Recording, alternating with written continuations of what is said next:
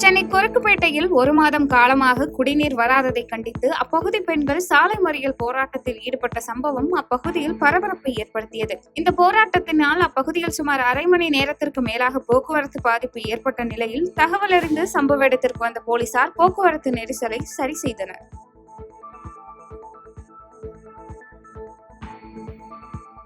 புதுக்கோட்டை அருகே உள்ள பொற்பனைக்கோட்டை முனீஸ்வரன் கோயில் உண்டியல் காணிக்கையை இந்து சமய அறநிலையத்துறை அதிகாரிகள் எண்ணுவதற்கு பொதுமக்கள் எதிர்ப்பு தெரிவித்ததால் பரபரப்பு ஏற்பட்டது. இதனால் போலீசார் அதிக அளவில் குவிக்கப்பட்ட நிலையில் உண்டியல் காணிக்கை என்னும் தேதி பின்னர் அறிவிக்கப்படும் என அறிவித்த இந்து சமய அறநிலையத்துறை அதிகாரிகள் அங்கிருந்து புறப்பட்டு சென்றனர்.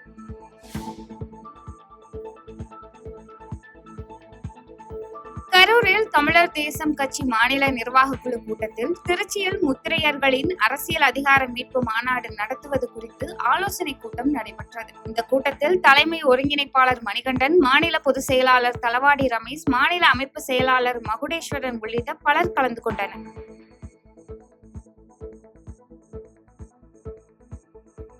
சேலம் மாவட்டம் ஓமலூர் அருகே பச்சனம்பட்டி ஊராட்சியில் நடைபெற்ற உங்களுடன் ஸ்டாலின் முகாமில் மகளிர் உரிமை தொகை, முதியோர் உதவித்தொகை கேட்டு 1000க்கும் மேற்பட்டோர் விண்ணப்பித்தனர். மேலும் இந்த முகாமில் 16 துறைகளை சேர்ந்த அதிகாரிகள் கலந்து கொண்டு மக்களிடம் மனுக்களை பெற்றனர்.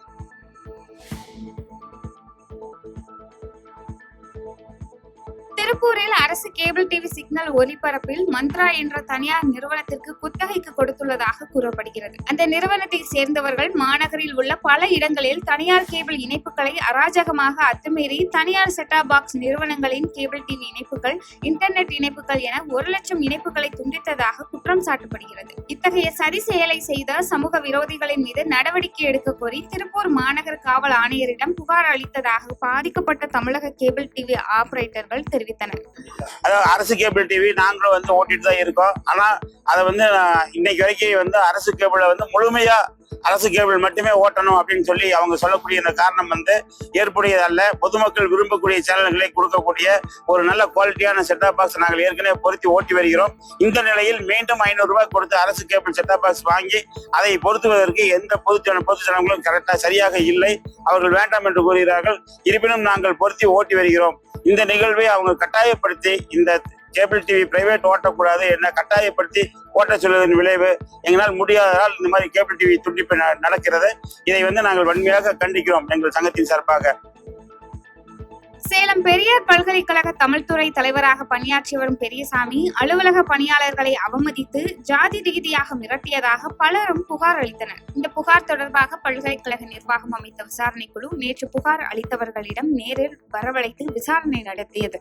இதனையடுத்து புகார் அளித்த அனைவரும் நேரில் ஆஜராகி சாட்சியம் அளித்து பேராசிரியர் பெரியசாமிக்கு எதிரான ஆவணங்களை தாக்கல் செய்தனர்.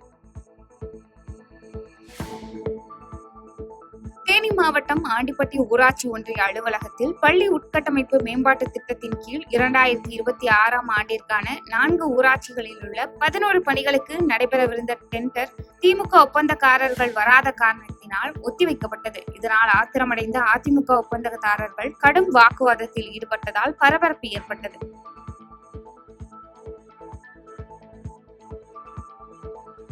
செங்கல்பட்டு மாவட்டம் கிழக்கு கடற்கரை சாலையில் உள்ள நெம்மேலி அரசினர் மேல்நிலைப்பள்ளி வளாகத்தில் மாநில அளவிலான போட்டிக்கு மாணவர்களை தேர்வு செய்ய எரிபந்து போட்டி நடைபெற்றது. இதில் 1000 மாணவர்கள் 10 குழுவாக பிரிந்து எரிபந்து விளையாடி மாநில போட்டிக்கு தேர்வாகினர்.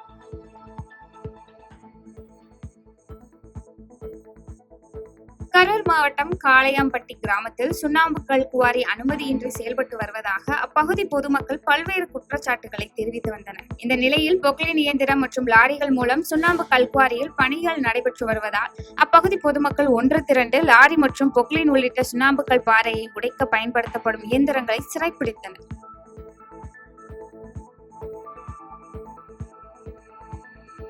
பாதகம் செய்பவரை கண்டால் நாம் பயம் கொள்ளலாகாது பாப்பா. மோதி மிதித்து விடு பாப்பா, அவர் முகத்தில் உமிழ்ந்து விடு பாப்பா. அண்மை செய்திகளை உடனுக்குடன் தெரிந்து கொள்ள இணைந்திருங்கள் எம் நாடு தொலைக்காட்சியுடன்.